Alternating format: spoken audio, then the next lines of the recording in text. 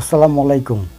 সম্মানিত দর্শক, আগামী নির্বাচনে আপনি কাকে ভোট দিবেন, কাকে আপনি যোগ্য প্রার্থী মনে করেন, সেই বিষয়ে আপনাদেরকে একটি ভিডিও দেখাবো। অনেক খোঁজাখুঁজির পরে আমি এই ভিডিওটা পেয়েছি। জামাত ইসলাম এবং জামাত ইসলামের যারা নেতাকর্মী আছেন তাদের যে কথা, তাদের যে বয়ান, সেটি আপনারা আগে একটু জানুন। দেখুন যে আসলে জামাত ইসলামের যত নেতাকর্মী আছে তারা কি বলে এবং তাদের কথাগুলো একটু মনোযোগ দিয়ে শুনে যাবেন।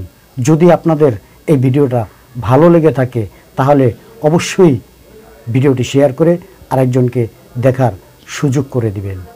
আর আমি ডাক্তার মমতাজের চায়ের দোকানদারি বলে গেলাম, যদি একবার এই ঝিঙেটাতে এমপি হতে পারি, মাস্তান রংবাজের গোষ্ঠী রাখবো না, সুদ ঘুষের গোষ্ঠী রাখবো না। শুধু একবার করে দেখান। বেয়াদবি নিয়ে না, ক্ষমা চাই। বেয়াদবি একবার সুযোগ দেন। একবার 54 বছর লাগবে না, একবার। এই যে কথায় কথা মানুষ খুন, আমার ভাই খুন, আপনার ভাই খুন, দলের জন্য একটা খুনের জন্য 10টা খুন ঘটাই দেবো মুহূর্তের ভিতরে। কিসের খুন? এই খুনাখুনি বন্ধ করতে হলে একমাত্র ইসলামেরই প্রয়োজন। এটা আমরা বলে করি যে হুজুরা পারবে না। পারে কি পারে না একবার দেন।